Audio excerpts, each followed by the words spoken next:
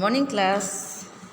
आज हम आपके पाठ्य पुस्तक आधुनिक हिंदी व्याकरण आज हम पढ़ेंगे। हिंदी व्याकरण में से आधुनिक हिंदी व्याकरण आपका जो टेक्स्ट बुक है ग्रामर का, उसको आप निकालिए। आज मैं इसमें से पढ़ाऊँगी आपको लेसन नंबर 2। आशा करती हूँ आप फर्स्ट वाला आप लिख लिए होंगे, क्वेश्चन आंसर्स वगैरह भी लिख लिए होंगे। और आज हम पढ़ेंगे सेकंड लेसन हिंदी वर्ण व्यवस्था। आपने जो पिछले कक्षाओं में भी पढ़ा होगा, तो आज हम पढ़ेंगे हिंदी वर्ण व्यवस्था के बारे में। तो हिंदी वर्ण व्यवस्था क्या है, इसे आप देखेंगे। मैं पढ़ रही हूँ और आपको पढ़कर बताऊँगी। आप अपने टेक्स्ट बुक निकालेंगे, पेंसिल रबर कटर सब निकाल कर बैठेंगे और आप इसको करेक्ट, जितने भी आपको क्वेश्चन आंसर दिए जाते हैं, आप यदि कोई शब्द नहीं आता है समझ में, इसको आप लिखें और इसका क्वेश्चन आंसर भी लिखेंगे। क्योंकि वर्णों के बाद सबसे पहले तो हिंदी वर्ण व्यवस्था में हम सबसे पहले वर्ण ही सीखते हैं। वर्ण के बाद हम शब्द बनाते हैं, वर्णों का मेल करके या शब्द बनाते हैं, शब्द से फिर वाक्य बनाते हैं। तो हिंदी वर्ण व्यवस्था में वर्ण भाषा की सबसे छोटी इकाई को कहा जाता है। वर्ण भाषा की सबसे छोटी इकाई होती है, उसे कहा जाता है और उसे कहते हैं भाषा। वर्ण की सबसे छोटी इकाई है, सबसे छोटी इकाई है। वर्णों के मेल से अनेक शब्द बनते हैं। वर्ण का जब हम मेल करते हैं ना, जोड़ते हैं, एक एक वर्णों को जोड़कर एक शब्द बनाते हैं और एक शब्द को मिलाकर एक एक शब्दों से फिर हम एक वाक्य बनाते हैं। पहले तो वर्ण लिखते हैं, वर्ण सीखते हैं, पूरे अल्फ़ाबेट्स आप देख रहे होंगे नीचे, वर्ण और वर्णमाला पहले हम सीखते हैं। उसके बाद हम शब्द बनाना सीखते हैं और सभी शब्दों का क्या होता है, अर्थ होता है। और हाँ, सभी शब्दों का अर्थ होता है, इनको हम बनाना सीखते हैं। फिर वर्णों का मेल करा के हम लोग शब्द बनाते हैं। शब्द बनाने के बाद हम लोग वाक्य बनाते हैं। तो वर्णों के मेल से अनेक शब्द बनते हैं। नेक्स्ट है वर्ण और वर्णमाला क्या है। भाषा में प्रयुक्त ध्वनि की सबसे छोटी इकाई को वर्ण कहते हैं। तो दिया गया है, देखो, भाषा में जो सबसे छोटी इकाई होती है उसको वर्ण कहते हैं।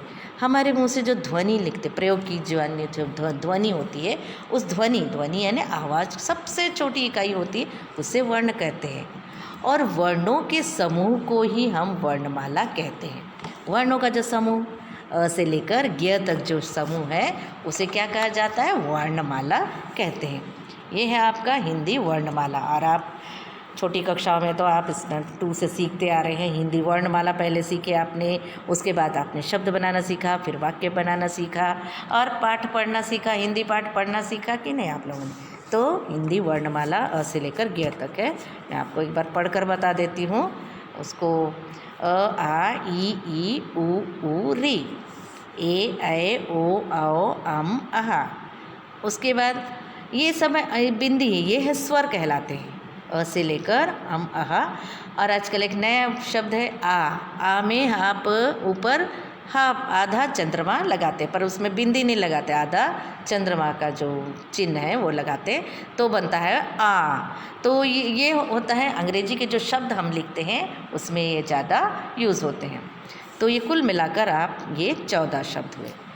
नेक्स्ट है क ख ग घ अंग, च छ ज झ इया, ट ठ ड ढ ण, त थ द ध न, प फ ब भ म। फिर है य र ल व, श श स ह। ये कुल मिला के 37 हुए। ज के नीचे जो उर्दू के अरबी जो उर्दू शब्द हैं उनके नीचे हम ज लगा के, ये आगत शब्द है। आगत कहने से दूसरे जो भाषाओं में से आगत शब्द जो हमारे आते हैं, जैसे अरबी फारसी के शब्द में हम हिंदी में बहुत यूज़ किए, तो उसके नीचे ये जो कोई है वजह, जैसे वजह है, वजह यानी कारण, उसके नीचे ज लगाते हैं तो ज के नीचे बिंदी लगाते हैं। उसी प्रकार से फ के नीचे भी हम बिंदी लगाते हैं, फ बोल के बोला जाता है, उसको फ नहीं बोलेंगे, उसे फ यूज़ करते हैं। फिर ये है श स ह, फिर अक्ष त्र ज्ञ श्र, ये संयुक्त व्यंजन है। तो अक्ष आपको सबको मालूम है क प्लस श, ये बनता है ये क से क और ये मिलता है ये श, ये दो मिलके बनते हैं अक्षर। क प्लस अक्षर, इससे मिलके बनता क्या है अक्षर, ये बनता है अक्षर। इस तरह से ये बनेगा अक्षर। फिर आपको सबको मालूम है त्र, त्र तो त प्लस र मिलके बनता है त्र। ज मिलके बनेगा किससे ज और य, ये मिलके बनता है ज और य मिलके बनता है ज्ञ, अक्षत्रज्ञ। और श्र भी बनेगा आपका कैसे श प्लस र, ये मिलके बनता है त्र, ये बनता है त्र। इस प्रकार से ये त्र जो संयुक्त शब्द है। क प्लस श, षटकोण के श क्या बनेगा अक्षर। त प्लस र मिलके बनता है त्र और ज प्लस य मिलके बनता है ज्ञ एंड श प्लस र मिलके बनता है श्र, और ये है संयुक्त व्यंजन। अब है वर्ण के भेद। उच्चारण और प्रयोग के आधार पर हिंदी वर्णों के दो भेद माने गए हैं। उच्चारण के अनुसार और प्रयोग के आधार पर हिंदी वर्ण में दो, एक पहला है स्वर और व्यंजन। ये है आपके स्वर है और ये है आपके व्यंजन। तो स्वर किन्हें कहते हैं? जिन स्वरों का उच्चारण मुख में वायु को रोके बिना किया जाता है उन्हें स्वर कहते हैं। जिन वर्णों का उच्चारण हम करते हैं, उच्चारण सब बच्चे जानते हैं, प्रोनाउंसिएशन को क्या कहते हैं। जो वर्ण हम सीखे हैं जैसे उसको बोलते हैं तो उसका मुंह से उच्चारण करते हैं कि नहीं, तो मुख में वायु को रोके, हमारे मुख से याद रखना बच्चों, हमारे मुख से वायु निकलती है या कुछ हम ऐसे बोलते हैं तो उनको आप बोल के सीखे तब आपको कैसा लगेगा, आप किस प्रकार से। तो मुख में वायु को रोके बिना किया जाता है, इन्हें ही स्वर कहते हैं। दूसरे शब्दों में स्वरों का उच्चारण स्वतंत्र होता है। स्वरों का उच्चारण एकदम स्वतंत्र होता है, अर्थात स्वरों को किसी अन्य वर्ण की सहायता से हम नहीं बोल सकते। हाँ, स्वरों को कोई अन्य वर्ण लगाकर हम सहायता के बिना भी नहीं बोल सकते हैं उसको। तो हिंदी में उच्चारण के स्तर पर 10 स्वर है, परंतु लिखने के स्तर पर हम 11 यानी री को भी मिलाते हैं तो 11 स्वर होते हैं। और हिंदी में स्वर कितने होते हैं? 11 स्वर। अंग्रेजी के आगत शब्दों को शुद्ध लिखने के लिए मैंने अभी आपको बताया भी था ये जो आया है आ में ऐसा आप लगाएंगे ऐसे, ये होता है आगत वर्ड। ये होता है जो अंग्रेजी के शब्द हम इंग्लिश वर्ड बोलते हैं तो उसको ऐसा लिखते हैं, जैसे है मॉडल, डॉल, तो इसको लिखेंगे तो इस प्रकार से ये शब्द बनाते हैं। ओके, स्वरों का वर्गीकरण यानी कितने भेद हैं? तो उच्चारण में लगने वाले समय की दृष्टि से स्वर के 2 प्रमुख भेद हैं, ह्रस्व स्वर और दीर्घ स्वर। ये भी है स्वरों का, पहला स्वर है, दूसरा व्यंजन है। हिंदी वर्ण में 2 भेद माने जाते, स्वर और व्यंजन। स्वर और व्यंजन मैंने आपको बताया था, अ से लेकर औ तक, अम तक, और उसके बाद ये है इसमें स्वरों का भी भेद है, वर्गीकरण है ना, स्वरों के भी कितने 2 भेद हैं, ह्रस्व स्वर और दीर्घ स्वर। तो ह्रस्व स्वर किन्हें कहते हैं? जिन स्वरों के उच्चारण में कम समय लगे उन्हें ह्रस्व स्वर कहते हैं। ह्रस्व स्वर 4 है, अ, ई, उ, री। ऐसे हम बहुत जल्दी बोल लेते हैं, जल्दी बोलेंगे ह्रस्व स्वर, यानी हम बहुत कम समय लगता है इन स्वरों को बोलने के लिए, कम समय लगता है, हम बहुत जल्दी बोल लेते हैं इसे, अ, ई, उ, री। दीर्घ स्वर इसको बोलने में थोड़ा समय, दुगना समय लगता है।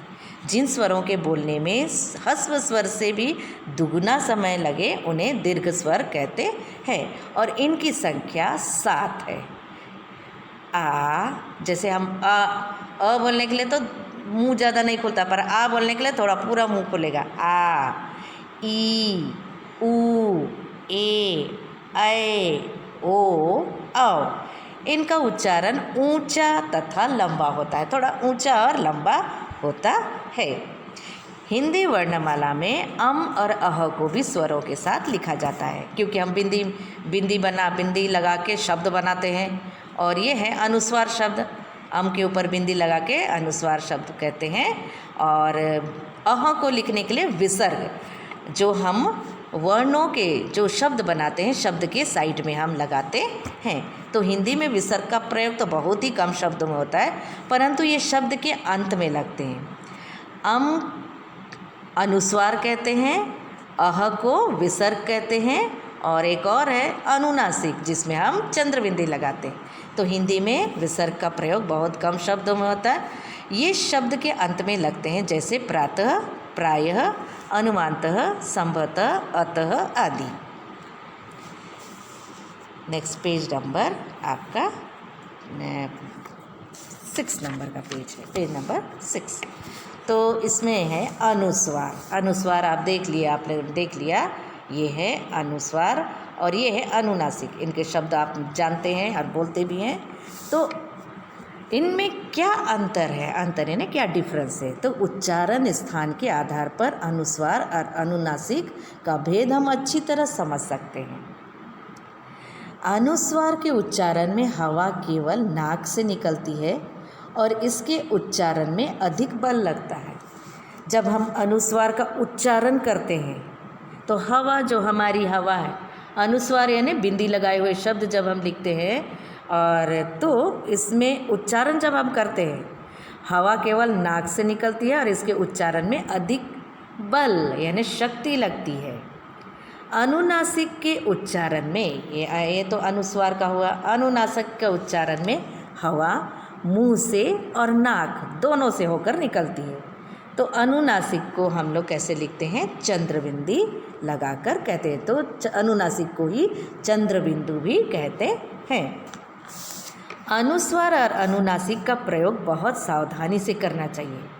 अनुस्वार का प्रयोग और अनुनासिक शब्दों का प्रयोग बहुत ही सावधानी से करना चाहिए, क्योंकि इसका प्रयोग करने से यदि हम शब्दों को बनाते हैं तो कभी शब्द प्रयोग करने से शब्द का कभी कभी अर्थ भी बदल जाता है।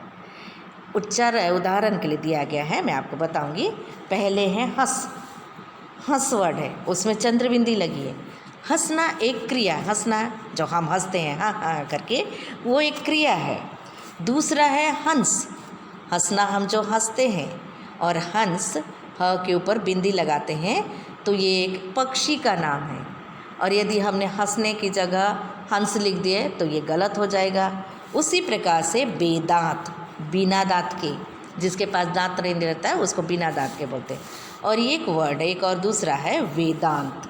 तो वेद से संबंधी पुस्तकें, एक है बेदांत, बेदांत उसका बेदांत है ना, बिना दांतों का, दांत में चंद्रबिंदी लगती है, बिना दांतों का। और वेदांत, इन्हें वेद से संबंधी पुस्तकें, इसका अर्थ है। तो बच्चों आज हम इतना ही पढ़ेंगे, नेक्स्ट क्लास में हम लोग व्यंजन पढ़ेंगे। Okay, thank you.